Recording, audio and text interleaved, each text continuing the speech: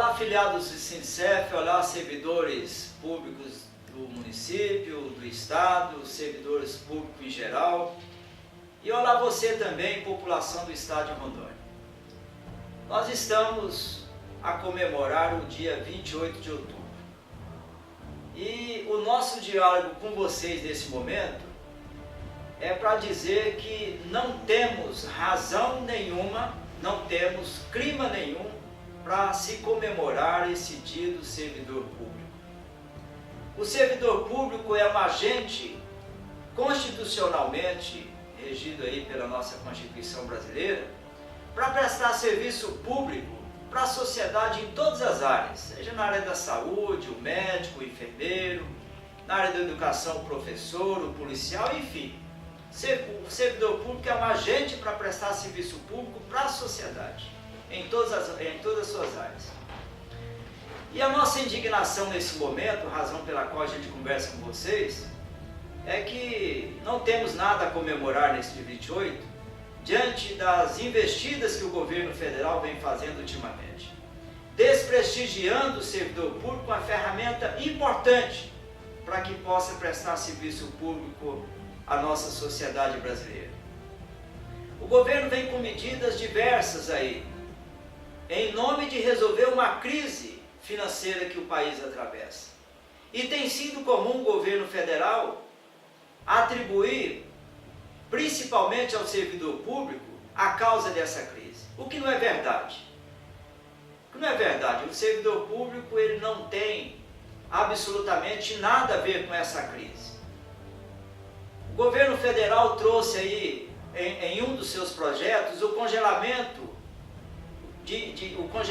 de investimentos primários para os setores essenciais, saúde, educação, segurança, um projeto que congelou por 20 anos os investimentos primários para essas áreas. A tendência desse projeto de lei do governo é de agravar mais a situação do já fragilizado serviço público ora prestado pelo governo, Estado, município, Estado e União. Uma infeliz ideia do governo federal de lançar esse projeto congelando por 20 anos os investimentos desses setores essenciais para a sociedade brasileira.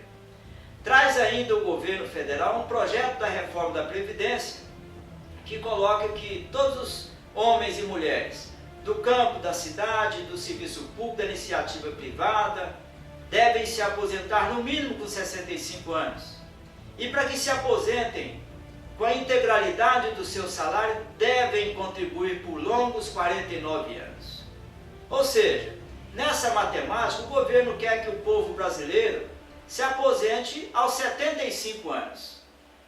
Então, praticamente, o governo, com isso, ele não reforma a Previdência, ele institui o fim da aposentadoria. Porque aposentar-se aos 75 anos, primeiro o governo está roubando a dignidade da pessoa humana, um dos princípios da Constituição brasileira. E 75 anos é a faixa etária média de vida do povo brasileiro. Então não tem como, se você tem uma média de 75 anos de vida e o governo estipula que você vai se aposentar aos 75 anos, acabou com a aposentadoria do povo brasileiro.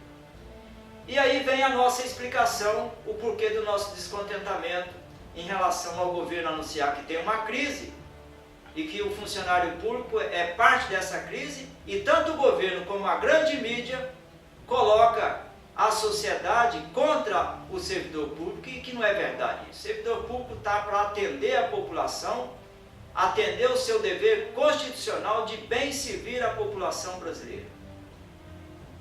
Aí podemos, de uma certa forma, colocar com clareza aqui.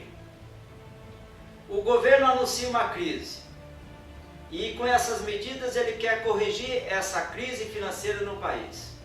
Aí perguntamos, essa crise é do trabalhador da área rural? Ela é causada pelo trabalhador da área rural, pelos trabalhadores do serviço público, da iniciativa privada, dos empresários, dos trabalhadores autônomos? Certamente que não. Essa crise ela é causada por aqueles que são detentores de mandatos eletivos. Essa crise está instalada nos três poderes constituídos desse país. e das 3 esferas de governo, no município, no estado e na União.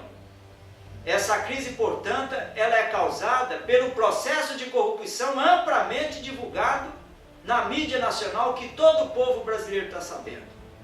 Essa crise é decorrente da má gestão, da desadministração, da falta de compromisso daqueles que deveriam estar zelando pela nação, pelo município, pelo estado.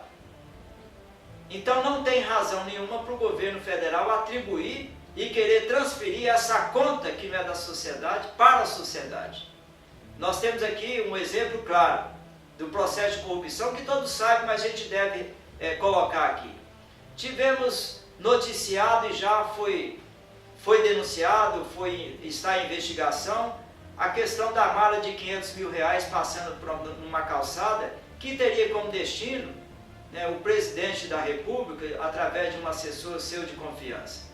Temos também os 51 milhões que foram encontrados em um apartamento, que também é de um assessor próximo do presidente da República, que não se sabe a origem desse recurso. Então a corrupção está instalada lá, e essa corrupção não é produzida pelos trabalhadores, pelo povo do país. Esses 51 milhões que estava lá no apartamento para ser agraciar ou para atender algum grupo, ele poderia estar atendendo aqui a reformulação, a construção do nosso Hospital João Paulo, que é um ambiente indigno para recepcionar o povo trabalhador do estado de Rondônia, que paga os seus tributos e deveriam estar ali bem acolhidos para poder salvar vidas. Ressalva-se aqui o bom serviço prestado pelos servidores públicos do Hospital João Paulo, desde os auxiliares de limpeza até os médicos. Se falta ali, sim, estrutura, esses 51 milhões poderia resolver isso. Então, com isso, nós queremos dar aqui o nosso testemunho, conversar com vocês nesse dia. Era um dia para comemorar o Dia do Servidor Público, mas infelizmente com esse cenário não há razão nenhuma para estar comemorando isso. Razão pela qual a gente vem falar para você que fique mais atento, que a gente possa estar unido, servidores públicos, trabalhadores, e você, cidadão que está aí dependendo do serviço público, e o governo vem com essas medidas tentando fragilizar ainda mais o que já está fragilizado. Pedir para vocês aí compreensão, nós estamos aqui para bem prestar serviço público e de qualidade. E não temos parcela de culpa alguma da forma que o governo vem tentando atribuir e a grande mídia avalizando o que o governo coloca para eles. Então, com essa situação, que a gente pede é união da sociedade toda para a gente poder fazer um enfrentamento conjunto contra essas investidas do governo.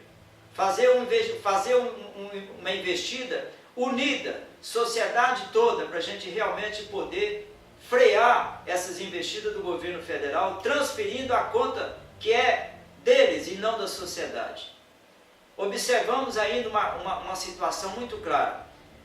O Congresso Nacional é quem aprova essas medidas.